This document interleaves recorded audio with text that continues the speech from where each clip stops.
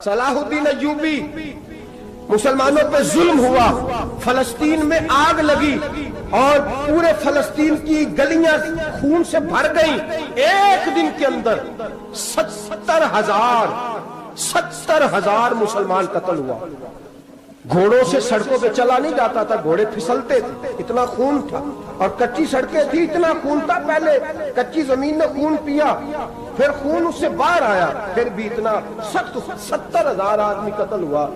صلاح الدین ایوبی کون تھے؟ میرے غوث اعظم جیلانی کے مدرسے کے طالب علم تھے۔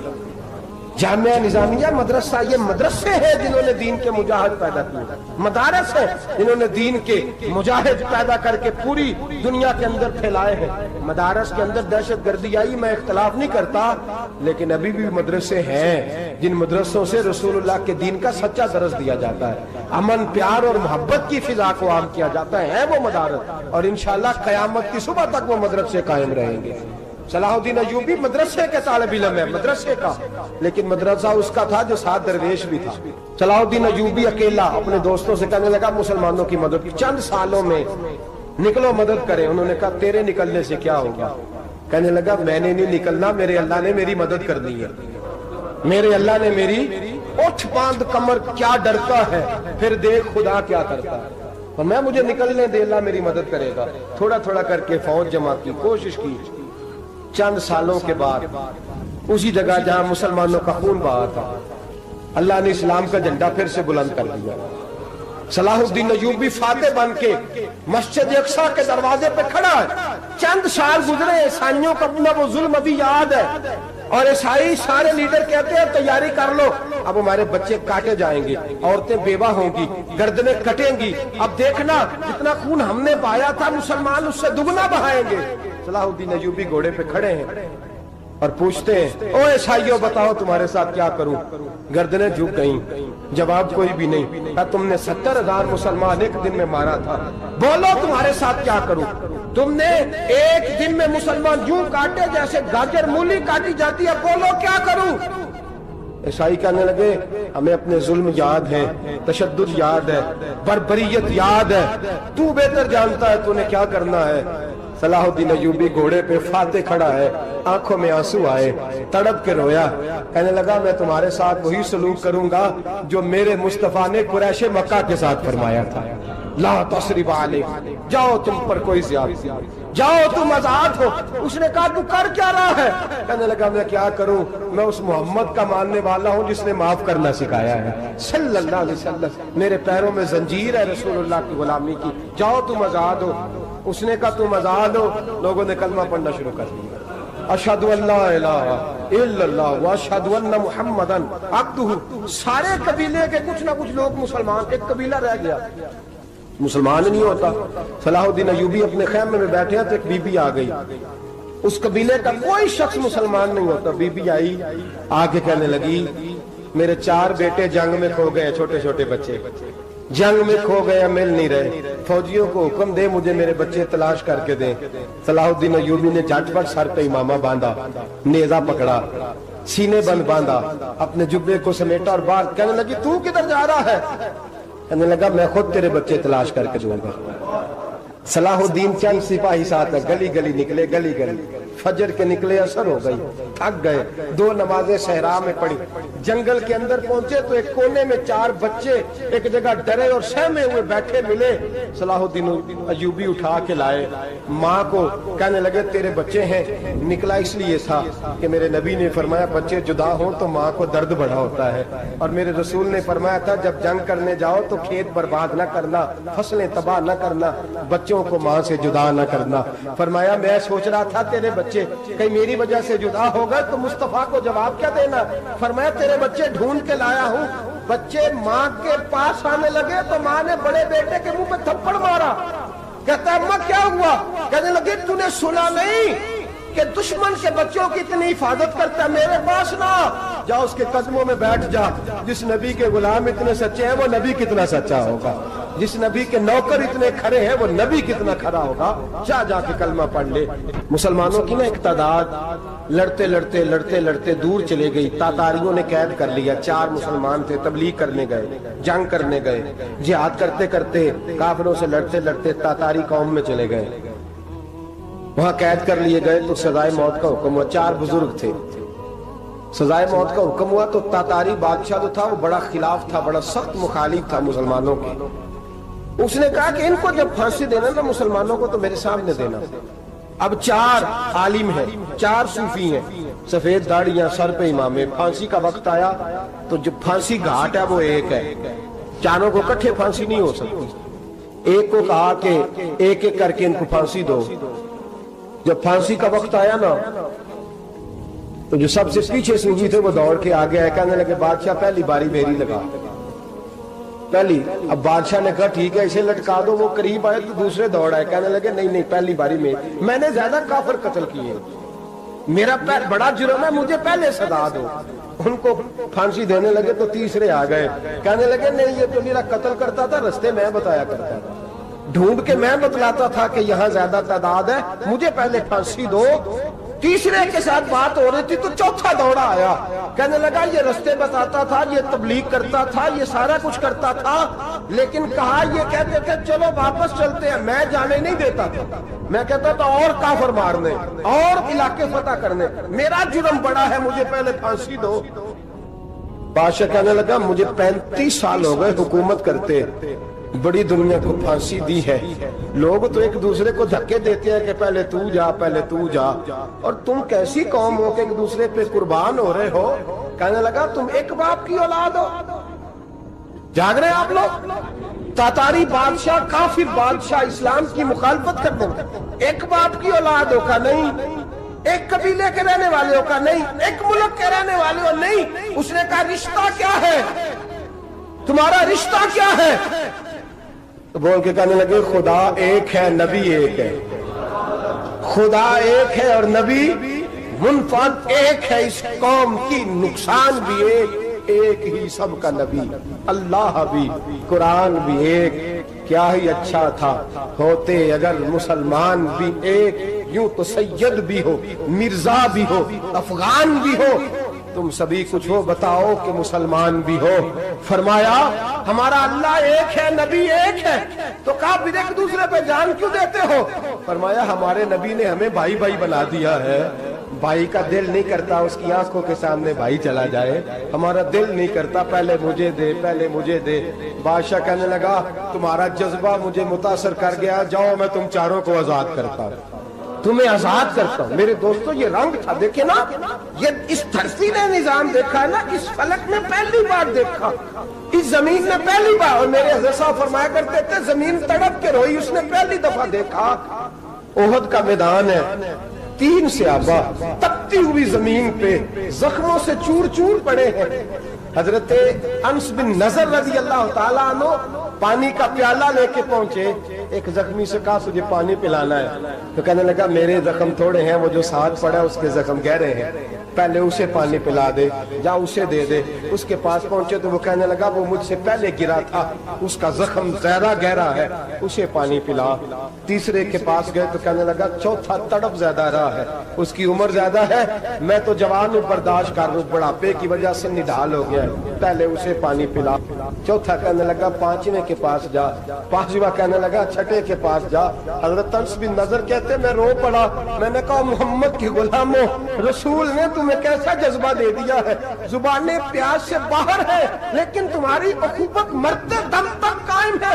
کہتے میں 7ویں کے پاس گیا تو کہنے لگا اگر 6 قربانی دے سکتے ہیں تو مجھے خود غرض نہ سمجھ، میں نے نہیں پانی پینا، جا پہلے کے پاس لے جا۔ کہتے میں پہلے کے پاس آیا تو روح پرواز کر گئی، دوسرے کے پاس آیا تو روح پرواز کر گئی، میں 7ویں تک آیا تو انتقال کر گئے۔ کہتے ہیں پانی کا پیالہ میں نے اٹھایا اور میں نے زمین پہ رکھا تو میں نے کہا پانی کھوا رہنا، محمد کے غلام مر تو جاتے ہیں پر ایک دوسرے کا خیال بڑا رکھا کرتے ہیں، کھوا رہنا یہ مر جایا کرتے لیکن ایک دوسرے کا درد۔ میرے دوستو لٹا ہوا برما، روتے ہوئے مسلمان، سسکیاں اور آہیں لیتی ہوئی مائیں پوچھتی ہیں اے خاصہ اے خاصان رسول، وقت دعا ہے، امت پہ تیری آ کے عجب وقت پڑا ہے، وہ دین جو بڑی شان سے نکلا تھا وطن سے، پردیس میں وہ دین آج غریب الغربا ہے۔ فریاد ہے اے کشتی امت کے نگہباں، بیڑا یہ تباہی کے قریب آن لگا ہے۔ اور کیا خوبصورت جملے کہے تھے کہ نبی پاک صلی اللہ علیہ وسلم نے، حضور نے فرمایا تھا میرا مومن ایک جان کی طرح ہوتا ہے، ایک جان کی طرح ہوتا ہے، ایک کو تکلیف ہو جسم کے ایک حصے کو، سارا حصہ پریشان ہوتا ہے۔ فرمایا یہ ایک مکان کی طرح ہے، ایک اینٹ دوسری اینٹ کو مضبوط کرتی ہے۔ فرمایا یہ مضبوط لوگ ہیں، یہ مضبوط لوگ۔ حضرت عمر فاروق کا زمانہ ہے، ایک آدمی نے سیری بھیج دی ایک گھر میں بطور تحفہ، قحط کا زمانہ تھا، گوشت ملتا نہیں تھا، جانور، ایک آدمی نے سیری بھیج دی ایک آدمی کے گھر میں۔ اس نے کیا کیا؟ اس نے اپنی بیوی سے کہا ہماری تو خیر ہے، ساتھ والا پڑوسی زیادہ غریب ہے، ادھر نہ بھیج دے، یہاں گندم امیر شہر کی ہوتی رہی خراب، اور بچی کسی فقیر کی فاقوں سے مر گئی۔ کہا ساتھ والے پڑوسی کے گھر سے میں کئی دنوں سے بھوک کی آوازیں، وہاں بھیج دے۔ اس کے گھر گئی تو اس کی بیوی شوہر کو مشورہ دیتی ہے، کہتی ہے میرے بچے تو دلیر ہے، ساتھ والے کے چھوٹے ہیں، وہ گزارا نہیں، ادھر نہ بھیج دے۔ ادھر گئی۔ ایک روایت ہے 7 گھر، ایک روایت ہے 21 گھر۔ 21 گھروں میں گھومتی ہوئی وہ سری پھر پہلے کے گھر میں آ گئی، اور پہلا صحابی کہنے لگا صرف تو نے ہی محمد کا کلمہ نہیں پڑھا، باقی 20 نے بھی پڑھا ہوا ہے، صرف تو نے ہی رسول اللہ سے یہ درس نہیں لیا، باقیوں نے بھی لیا ہے، اور صرف تیرے اندر ہی جذبہ اظہار نہیں، تو ہی صرف مسلمانوں سے پیار نہیں کرتی، سارے ہی پیار کرتے ہیں۔ وہ سری پھر آ گئی ہے، اب کیا کرنا ہے؟ اب کیا کرنا ہے؟ تو امام نبوی نے لکھا ہے، وہ کہنے لگی کرنا کیا ہے؟ پکاؤں گی میں اور کھائیں گے 21 گھر، پھر بھی اکیلے نہیں کھائیں گے، پکاؤں گی میں اور کھائیں گے 21 گھروں کے مطابق شوربہ پکا، اور پھر برتن میں ڈال کے وہ بی بی ایک گھر کا دروازہ کھٹکھٹاتی ہے، کہتی ہے مصطفیٰ کے غلاموں نکلو باہر اور کھاؤ، اس لیے کہ جس نبی نے مجھے پیار کا حکم دیا اسی نے تمہیں بھی پیار کرنا سکھایا ہے، یہ رنگ چشم فلک نے سکھایا ہے۔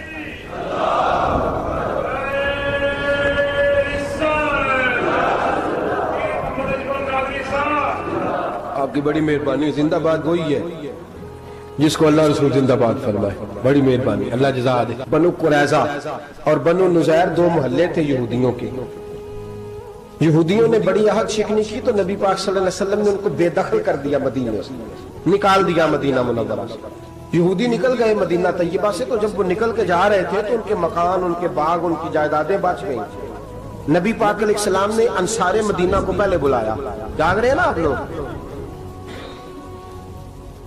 پیسے آتے کسی کو برے لگتے ہیں، اب تو یہ بھی حلال حرام کی تمیز بھی اٹھتی جا رہی ہے۔ جائیداد، باغ، مال، علاقہ خالی ہوا ہے، وہ چلے گئے، اور لوگ تو ڈھونڈتے پھرتے ہیں۔ اللہ خیر فرمائے، شاملار جگہ ملتی نہیں اب شہروں میں، وہ کس کس نے نام کرا لی، کدھر گئی ہے کوئی خبر ہی نہیں، خالی جگہ پڑی ہے۔ میرے نبی پاک علیہ السلام نے پہلے انصار مدینہ کو بلایا، حضور نے فرمایا انصاریوں بہت بڑی جائیدادیں یہودیوں کی، بنو نذیر اور بنو قریظہ محلے خالی ہو گئے، میرا دل کرتا ہے وہ تمہیں دے دوں، اس لیے کہ تم نے اپنے مہاجر بھائیوں کے ساتھ بڑا تعاون کیا، جائیدادیں تم نے دے دی ہیں، مکانات دے دیے ہیں، بڑا کچھ تم نے دیا ہے، میرا دل کرتا ہے وہ تمہارے نام کر دوں۔ تو انصار مدینہ کیا کہنے لگے یا رسول اللہ دے تو ہم نے دیا ہے، پر وہ بیچارے جھچکتے ہی رہتے ہیں، وہ جھچکتے ہی رہتے ہیں، کھول کے ہماری چیزیں استعمال نہیں کرتے۔ تو حضور ہم تو پہلے ہی انصار ہیں، ہمارے پاس بڑا کچھ ہے، آپ مہربانی فرمائیں وہ سارا کچھ مہاجروں کو دے دے، مہاجرین کو ہمیں نہیں چاہیے۔ اب چلے گئے بات کر کے، میرے حبیب پاک نے مہاجروں کو بلا لیا، فرمایا بنو نذیر اور بنو قریظہ قبیلے کی جائیدادیں آئی ہیں، تمہارے پاس بظاہر جو چیزیں ہیں بھی وہ بھی انصار مدینہ کی ہیں، تو میرا یہ خیال ہے کہ وہ سارا کچھ تمہیں دے دیا جائے۔ ابو بکر صدیق رضی اللہ تعالیٰ عنہ کہنے لگے یا رسول اللہ صلی اللہ علیہ وسلم ہمارے انصار بھائیوں نے ہمارے لیے دل تک کھول دیے ہیں، حضور انہوں نے ہر چیز بانٹ کے ہمارے سامنے رکھ دی ہے، ہم اتنے خرد غرض ہیں کہ سارا کچھ لپیٹ جائیں۔ کہ حضور ہمارے پاس جو مکان ہے وہ ہے، ہم کاروبار کر رہے ہیں، تجارتیں کر رہے ہیں، مزدوریاں کر رہے ہیں، ہم انشاءاللہ اور بنا دیں گے، آپ یہ ہماری طرف سے ہمارے انصار بھائیوں کو گفٹ کر دیں گا۔ آپ انہیں دے دیں. میرے حبیب کی آنکھوں میں آنسو آ گئے. میرے نبی پاک علیہ السلام رو پڑے. یا رسول اللہ آپ کیوں روتے ہیں؟ فرمایا تمہارا یہ بھائی چارہ قائم رہا تو اللہ اسلام کو بڑی قوتیں عطا فرمائے گا. اللہ طاقتیں دے گا اسلام کو اگر تمہارا یہ رنگ قائم رہا, یہ انداز. میرے غلاموں تمہارے یہ طور طریقے, کہ بھائی کہتا ہے دوسرے کو, دوسرا کہتا ہے تیسرے کو. عرض یہ کرنے جا رہا تھا کہ رسول کریم صلی اللہ علیہ وسلم نے یہ پیغام دیا امت کو. فرمایا دیکھیں نا کتنے بڑے لفظ ہیں. یہ نہیں فرمایا دوزخ میں جائے گا, یہ نہیں فرمایا کہ اسے جہنم کی سزا ملے گی. میرے نبی نے فرمایا میں اسے مومن مانتا ہی نہیں, میں اسے مسلمان اپنا مانتا ہی نہیں. حضور کسے؟ فرمایا جو پیٹ بھر کے کھاتا ہے اور اس کا ہمسایہ بھوکا سو جاتا ہے. میں مومن ہی نہیں مانتا. سزا تو تب ملے گی نا کہ جب میں کسی سزا کا اعلان کروں. میں مانتا ہی نہیں, وہ میرا ہے ہی نہیں. خود پیٹ بھر کے کھا رہا ہے, ہمسایہ اس کا بھوکا. میں نہیں مانتا انما المؤمنون اخوہ, مومن بھائی بھائی, میں مانتا ہی نہیں اسے. اور میرے حبیب پاک اتنے بڑے لفظ حدیث میں اور کہیں نہیں ملیں گے آپ کو, اتنے بڑے جملے کہیں نہیں ملیں گے. میرے نبی پاک نے فرمایا اللہ کہے گا قیامت کے دن. کون؟ اتنے بڑے لفظ حدیثوں میں ملتے نہیں جتنے یہ ہیں. حضور نے فرمایا رب فرمائے گا بندے سے کہ میں تیرے پڑوس میں بھوکا تھا, تو نے مجھے روٹی کیوں نہیں کھلائی؟ کون کہہ رہا ہے؟ اللہ کہہ, میں بھوکا تھا تو نے روٹی نہیں دی, میں ننگا تھا تو نے کپڑا نہیں دیا, میں پیاسا تھا تو نے پانی نہیں پلایا, میں بیمار تھا تو تیمارداری. یا اللہ نہ تو کھاتا ہے, نہ پیتا ہے, نہ کپڑا پہنتا ہے, نہ تو بیمار ہوتا ہے. لا تاخذہ سنۃ ولا نوم, تجھے بیماری آتی نہیں, اونگ نیند نہیں آتی. میرے مالک تو میرے پڑوس میں تھا. حضور فرماتے ہیں رب فرمائے گا وہ جو بندہ تیرے پڑوس میں بھوکا تھا تو بندہ تو میرا ہی تھا نا. وہ جو بندہ تیرے پڑوس میں ننگا تھا تو بندہ تو میرا ہی تھا نا. وہ جو تیرے پڑوس میں پیاسا تڑپتا رہا تو وہ میرا ہی بندہ تھا. تو دوائی لینے جائے تو بڑے اسپتال میں اور اس بیچارے کو 20 روپے پرچی کے بھی میسر نہ آئے تو میرا ہی بندہ تھا. میرے دوست خیال کر اور یاد رکھ, یہ جو ہمسائے ممالک میں ظلم ہوتے ہیں, زیادتیاں ہوتی ہیں. ہمارے گھر کا پنکھا اچھا چلتا ہے, ہم جلوس اس وقت نکالتے ہیں جب ہماری لائٹ بند ہوتی ہے. ہم جلوس اس وقت نکالتے ہیں جب ہمارا ایسا جو ہمیں تنگ کرتا ہے. ہم اس وقت درد محسوس کرتے ہیں جب ہمارے گھر تک آگ آ جاتی ہے. یہ جو باہر آگ جل رہی ہے یہ تیرے گھر بھی آ سکتی ہے. یہ جو باہر فساد ہو رہا ہے یہ تیرے دروازے تک آ سکتا ہے. میرے رسول پاک نے ایک جان, مسلمان کو ایک جان قرار دیا. مجھے بتائیے انگلی کو کٹ لگ جائے, مسلمان ایک جان ہے نا, انگلی کو لگ جائے کٹ, دماغ کہتا ہے میں نے نہیں سوچنا اس کے بارے میں نے اس کے درد کو محسوس ہی نہیں کرنا. انگلی کی درد ہے, انگلی جانے, اس کا کام جانے.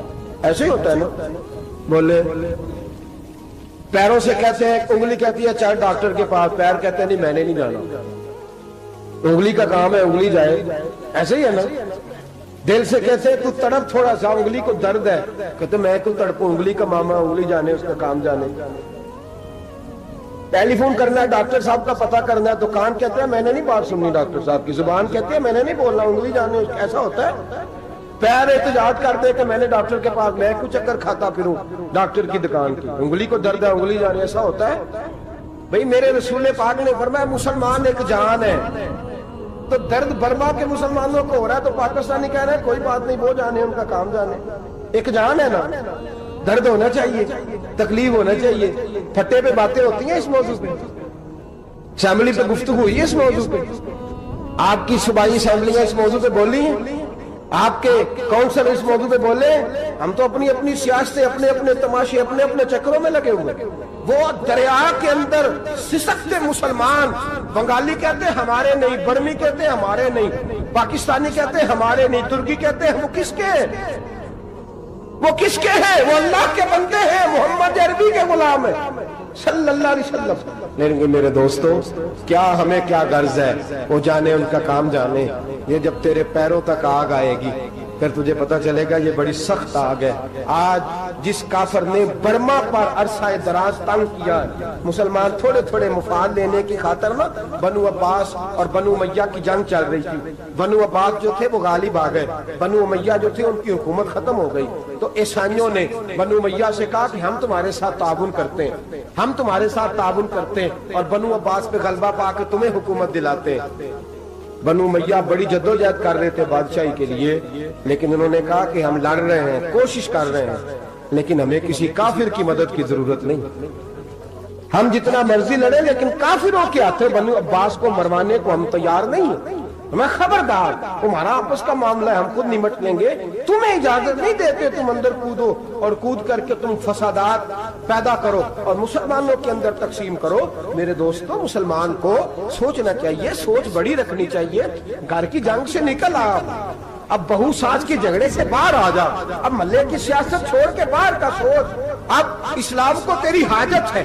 अब पूरी दुनिया जब मुसलमान को देखे ना, फेसबुक यूज होती है, उस पर नौजवान जब इस्लाम की बात करने लगेगा, उस पर जब बड़ा इस्लाम की बात करने लगेगा, पूरी दुनिया में पैगाम जाएगा कि मुसलमान अब जागने लगा है, मुस्लिम खाबीदा बेदार होने लगा है, अब इसकी आंखें खुलने लगी है, अब ये अपने मजहब की बात करता है, अब ये अपने मुल्क से, सूबे से, बरादरी से निकल कर बोलता है, अब ये कहता है कि बाजू तेरा तौहीद की कुव्वत से कवी है, इस्लाम तेरा देश है, तू मुस्तफी है। अब ये बड़ी सोच रखता है, अब ये आलमी बात करता है।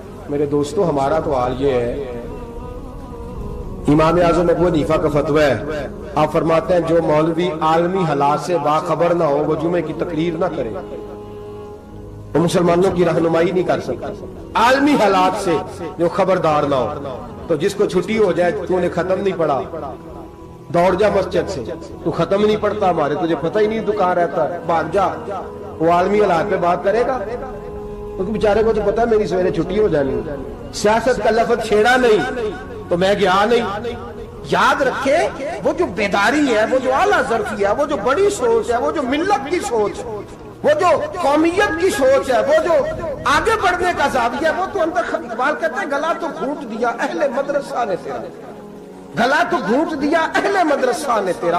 तुझे तो मदरसे वालों ने प्लेट पकड़ा दिया कि जा सवेरे लंगर इकट्ठा करके ला और दोपहर को रोटियां मांग के ला और देख आज मरा कौन है, खत्म किसका पढ़ना है, तो गला तो घूंट दिया अहले मदरसा ने तेरा। अब कहां से आएगी सदा ला इलाहा इल्लल्लाह, तो घूंट दिया तेरा गला, तू कैसे बड़ी बात करेगा। बड़ी बात के लिए बड़ी सोच चाहिए, बड़ी तगोदो चाहिए, बड़ी कोशिश चाहिए, बड़ा हौसला चाहिए। मुसलमान छोटी छोटी लड़ाई में, छोटी छोटी जंग में, एक दुकानदार दूसरे दुकानदार से लड़ रहा है, गली वाला दूसरी गली वाली से लड़ रहा है, मोहल्ले वाला मोहल्लों पे एतराज, एक शहर में रहने वाले मैंने दूसरे मोहल्ले पे एतराज करते देखे। यकीन करें, एक शहर में रहने वाले, इलाके में बसने वाले कहते हो भाई तौबा है, उस मोहल्ले तो अल्लाह ही बचाए। ला हौला वला कुव्वत। वो जो तकसीम दर तकसीम की सोच है, उसने छोटे छोटे टुकड़ों में, छोटे छोटे टुकड़ों में मुसलमानों को बांट दिया है। छोटी छोटी तकसीम है, छोटा छोटा हमारा मिजाज है, छोटी सोच है। बड़ी सोच की बात सुनिए, सलाहुद्दीन अय्यूबी, जाग रहे हैं ना आप लोग, तुस आखना हजरत साहब एडी वड्डी गल छेड़ छड़ी है, इसका मतलब ही कोई नहीं, किन्ने बर्मा जाना है तो किन्ने मदद करनी है। मैं तो भाई फरीजा सर अंजाम दे रहा हूँ। मेरे नबी ने फरमाया बुराई को या हाथ से बदल, हाथ से नहीं बदल सकता तो जुबान से तो बोलना। तो मैं माजूर हूँ, कमजोर आदमी हूँ, हाथ से बदलने की ताकत नहीं रखता, तो दूसरे दर्जे पे तो मुझे अमल करने दो ना। असर करे न करे सुन तो ले मेरी फरियाद, नहीं है दाद का तालिब ये बंदा आजाद। रोने तो दो, तड़पने तो दो, आहें तो बहाने दो, सिस्कियां तो लेने दो, मार खाइए तो तड़पने तो दो। वो कुरान पाक, बर्मा में पाबंदी लगी है तो मैं यहाँ सोचने लगा हूँ कि वहां तो पाबंदी लगी है, यहाँ पहले ही लोग कोई नहीं पढ़ी। माज़अल्लाह ताला हालात दिन ब दिन मुसलमानों के लिए एक एक करके, अफगानिस्तान में जो आग लगी थी, फिर वो इराक में भी लगी, फिर वो लीबिया में भी लगी, फिर वो मिस्र में भी लगी, फिर वो यमन में भी लगी, सऊदी अरब में धमाके हुए, मेरा दिल तड़पा है, मुझे परेशानी हुई।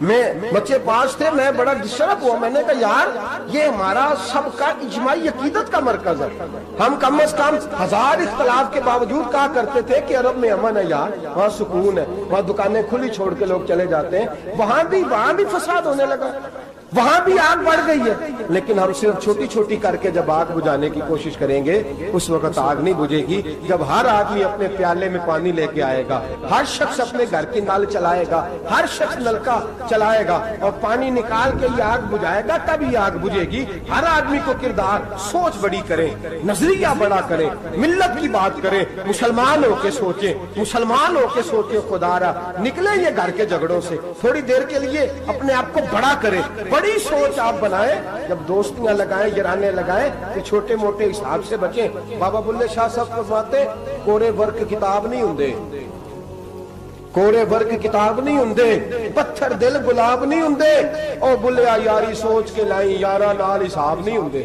پھر ذرا نکلے اس حساب کتاب سے باہر، بلیا یاری سوچ کے لائیں، یارہ نال صاحب نہیں ہوندے۔ پھر ذرا بڑا ذہن کرے، چھوڑے اپنے حساب، یبصرون علی انفسہم ولنبلونکم بشیء من الخوف والجوع ونقص من الاموال والانفس والثمرات۔ پھر حساب کتاب سے نکلے، پھر امام علی مقام کی طرح یہ سوچ بنائے کہ حسین کے بچے چلے جائیں تو کوئی حرج نہیں، امت پر آنچ نہیں آنی چاہیے۔ ایک امام علی مقام، کل تک امام میدان میں کھڑے تھے تو اکیلے تھے، لیکن آج پوری دنیا کہتی ہے حسین ہمارا ہے، حسین ہمارا ہے۔ آج نظریہ ہے امام علی مقام زندہ ہے، تو اکیلا ہے تو کھڑا ہو، یہ نہ کہا کر چھوٹی سی مسجد ہے، ایک کونا کا کھڑکاوا، مولانا تقریر کر رہے ہیں تو کیا بنے گا؟ ایک آواز کہیں سے گونجا کرتی ہے، پھر اس میں تاثیر میرا اللہ پیدا فرما دیا کرتا ہے، پھر اس کے اندر قوت میرا رب پیدا فرما دیا کرتا ہے، پھر اللہ اس میں تاثیر پیدا کر کے چار دانگ عالم میں پھیلا دیا کرتا ہے۔ جب آپ نماز پڑھ رہے ہوتے ہیں، جب آپ کا مصلی آباد ہوتا ہے، صلاح الدین ایوبی ایک بزرگ سے ملاقات ہو گئی، بیت المقدس پر قبضہ تھا عیسائیوں کا، تو صلاح الدین بڑے پریشان تھے۔ وہ بابا جی کہنے لگے پتر کیا ہوا؟ کہنے لگے حضور پتہ چلا ہے دشمن کے 2 بحری بیڑے اسلحہ لے کے آ رہے ہیں، مسلمان پہلے ہی کمزور ہیں، اور اب اگر 2 بحری بیڑے اور آ گئے تو حضور مسئلہ بن جائے گا۔ تو میں پریشان ہوں کہ کس طرح یہ کم مسئلے والی ہماری فوج ہے کیسے مقابلہ کرے گی۔ تو بابا جی کہنے لگے پتر اس طرح کرنا، آج رات تو بھی دعا کرنا اور میں بھی کروں گا، تو بھی دعا کرنا، آپ ناراض نہ ہونا، ہم تو پیروں والے ہیں، ہم تو پیروں کے نوکر غلام ہیں، ہمارا تو گزارا ہی نہیں، ہمیں تو ملتا ہے سارا کچھ وہاں سے۔ پر میرا سوال یہ ہے کہ تعویذ لینے جاتے ہو نفل کیوں نہیں پڑھتے؟ رات اللہ اللہ کیوں نہیں کرتے؟ یہ بھی تو ہمارے بزرگوں کا ہی طریقہ ہے، انہوں نے تو ہمیں سکھایا ہے۔ صلاح الدین ایوبی سے بزرگوں نے کہا کہ رات آج نا اللہ اللہ کرنا، تو میں تیرے لیے دعا کروں گا، تو بھی دعا کرنا۔ تو بندہ جب دکھی ہوتا ہے تو سجدہ کرتا ہے، تو پھر ہی تو مصلی بھیگ جاتا ہے، پھر ہی تو مزہ آتا ہے۔ سکھی بندہ تو کعبے جا کے نہیں روتا، دکھی تھے، تکلیف تھی، تو سر رکھا سجدے میں تو تڑپ گئے۔ اور وہ بابا جی کہتے ہیں میں مسجد آیا تو صلاح الدین چیخے مار کے رو رہا تھا اور کہہ رہا تھا مالک میں کوئی اپنی شان کے لیے تو نہیں نہ لڑ رہا، اللہ کو میں کوئی قبضوں کے لیے تو نہیں لڑ رہا، مالک تیرے لیے لڑ رہا ہوں، مجھے بے آبرو نہ کرنا، میری مدد فرمانا۔ کہتے ہیں میں آیا تھا کہ مسجد میں دعا کروں گا، پر صلاح الدین ایوبی کو روتے دیکھا تو میں لوٹ گیا۔ تو سویرے صلاح الدین ملے تو بڑے خوش تھے۔ میں نے کہا پتر کیا ہوا؟ کہنے لگے حضور وہ بحری بیڑے 2 آ رہے تھے نا اسلحہ لے کے، دونوں ڈوب گئے پانی میں ڈوب گئے۔ تو بابا جی کہنے لگے صلاح الدین وہ پانی میں نہیں ڈوبے، وہ تیرے آنسوؤں میں ڈوب گئے، وہ غرق ہو گئے، وہ جو تو نے مصلی بات کیا تو وہ تیرے آنسوؤں میں ڈوب گئے، وہ غرق ہو گئے، وہ تباہ اتنے قیمتی تھے تیرے آنسو کے بہا لے گئے دشمن کے بحری بیڑوں کو۔ میرے بھائی ٹھیک ہو گیا جی، میرے عزیز سمجھ لیں اس بات کو ہمیشہ کے لیے، اور اس پر غور کر لیں اچھے طریقے سے کہ میرے رسول کریم سید عالم صلی اللہ علیہ وسلم نے نا ہماری توجہ دلائی، حضور نے ہمیں بتلایا، ہمارا ذوق بڑھایا عبادت کی طرف۔ ایک صحابی تھے حضرت ابو فاطمہ رضی اللہ تعالیٰ عنہ، یہ ترمذی شریف کی حدیث ہے۔ نبی پاک علیہ السلام نے فرمایا ابو فاطمہ قیامت کے دن مجھ سے جلدی ملنا چاہتے ہو کہ دیر کے ساتھ؟ تو کہنے لگے حضور کون ہوگا جو دیر سے ملنا چاہے، ہم نے تو جان دے دی وعدہ دیدار پر۔ اعلیٰ حضرت فرماتے ہیں جان دے دی وعدہ اور نقد اپنا دام ہو ہی جائے گا۔ مجھے لگتا ہے کہ یہ سودا نقد و نقد ہو جانا ہے، چونکہ ہم نے جان دے دی وعدہ دیدار پر۔ آپ نے وعدہ کیا تھا کہ مریں گے تو پھر زیارت ہوگی، تو مر گئے ہم زیارت کی خاطر۔ جان دے دی وعدہ دیدار پر تو نقد اپنا دام ہو ہی جائے گا۔ اے رضا ہر کام کا ایک وقت ہے، دل کو بھی آرام ہو ہی جائے گا۔ تو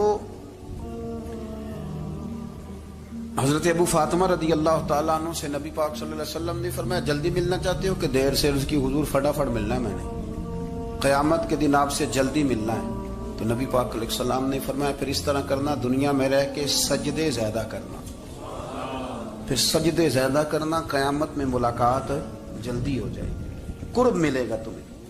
اپنے بچوں کے اندر دیکھیں نا، ہم شوق پیدا کرتے ہیں، ہمیں صحیح لفظ نہیں بولنے آتے پر ہم بچوں میں شوق پیدا کرتے ہیں کہ پتر ڈاکٹر بن جائے گا تو بڑا نفع کرے گا، تو لوگوں کی خدمت کرے گا، ملک و ملت کی خدمت کرے گا، تیرے ابا کا نام روشن ہوگا، تیرے دادا کی تعریفیں ہوں گی. ہم یہ ذوق پیدا کرتے ہیں. ہم اپنے نوجوانوں کے اندر یہ فکر پیدا کرتے ہیں، انہیں ہم سمجھاتے ہیں کہ میاں جب تم پڑھو گے، محنت کرو گے تو فلاں آدمی کی طرح تمہارا نام ہوگا. یہ جتنا ذوق ہم بچوں کے اندر ان چیزوں کا پیدا کرتے، ہمیں حکم ہے کسی طرح ہم ذوق پیدا کریں کہ پتر نماز پڑھے گا تو اللہ راضی ہو جائے گا، تو سجدہ کرے گا. دیکھیں نا میرے رسول کریم علیہ السلام نے فرمایا 7 سال کے بچے کو مسجد لے کے جاؤ.